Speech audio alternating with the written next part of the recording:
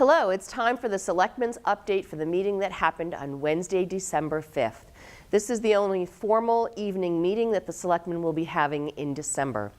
We started with a short executive session in the process of discussing the town manager's contract, and more information will be coming out from that. We then moved into our first item of the evening, which is the tax classification hearing. Every year, Richard Ball comes to us, the assessor, and tells us what his expectation and what he recommends for the new tax rate. For fiscal year 2019, which started as of July 1st, the tax rate will be $16.28 per thousand. This has gone down from fiscal year 2018, when it was $16.61.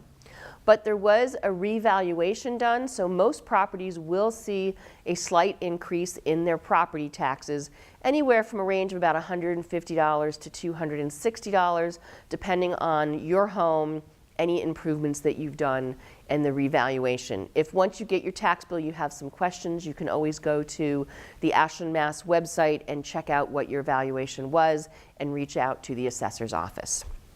We then had a presentation by the Ashland Public Library, Paula Benetti, our director there.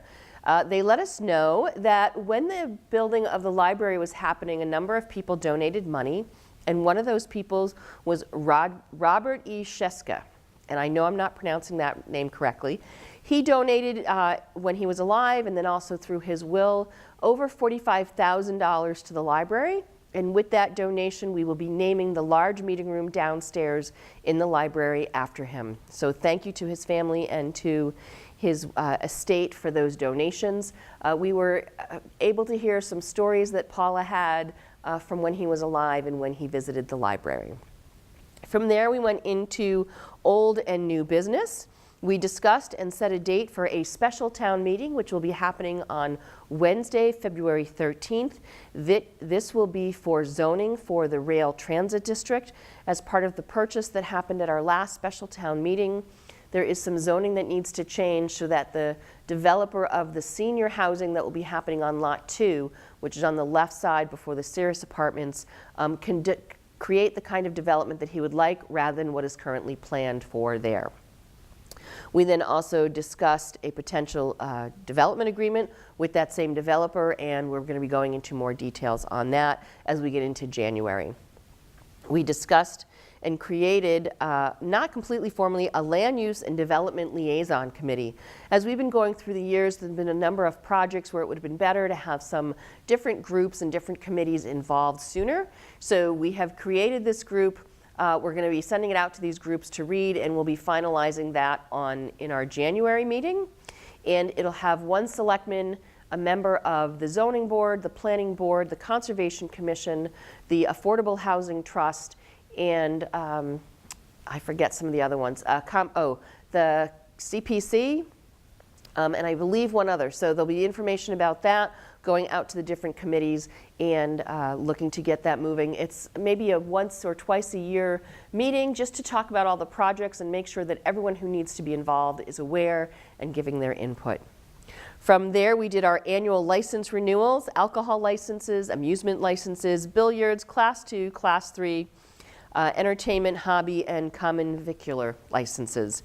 There's quite a few. We did have two that we discussed. One was a Class 2 license. We're going to be having them come before us, and then also we're going to be reaching out to one of the restaurants in town to find out what their status is.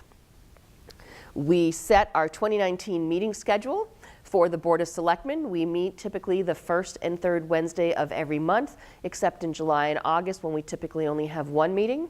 And then we looked at our September calendar, and because one of the Jewish holidays fell on our Wednesday, we did decide to meet on the Monday of that week.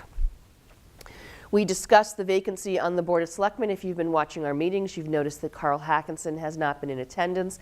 He did officially resign, and we as a board feeling it's December, there's only about 5 months left in the term. We will not be doing anything to fill his term, but if you're interested, know that his seat is available in the May election. Papers, I believe, are usually available in February. And if you're interested or would like to know what it means to be a selectman, certainly reach out to any of us on the board and we'd be willing to speak with you. From there, we got an update on the EA Fish project, which is located on Robert Hill Way.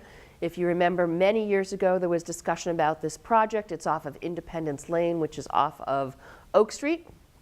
The developer has now gotten their funding, and they're going to be coming before the ZBA to have their special permit extended so they can do the project. We then did a review and sign the designer selection review policy. This is a policy that we reviewed back in 2016. It lays out how we need to do procurement for items where the design would cost more than $30,000 and the project itself would cost $300,000. This will then be used for projects like boilers, but also, of course, the public safety building that recently has been passed, and with even more detail for the Mendez School building, for the design and feasibility study that is moving forward. We then had a town meeting recap from our town manager. It was a very productive town meeting. You can either go watch it, or if you catch our previous show here on Around the Clock, we did a full detail about the town meeting. We were notified of a downtown zoning grant that Sheila Page, our planner, was able to get for $29,000 that will help as we do our downtown planning project, which is moving forward with some other state funds as well. We then discussed the Warren Barn. If you've driven by over at Warren Woods and the Warren Conference Center, you'll notice that there is fencing around the red barn. The main beam of the barn has collapsed, and town management is in the process of doing a review of what it would cost to, one, rebuild the barn by shoring it up, and or what it would mean to take it down and recreate it, and so it would still look the same, but it would not be a historic property anymore. So those are all in discussion. If you have any feedback, let us know. And then we talked about the public safety building's next step. They are moving forward. They have a meeting. They'll be having meetings about the project, and they're moving forward with getting what they need done so that the public safety building can be completed. And that was it. I also announced at the end, if you have special lights that you've done on your house, we'd love for you to share them here on Around the Clock. You can email them or send them to our Facebook page. And that wraps up this Selectmen's update for the meeting that happened on December 5th.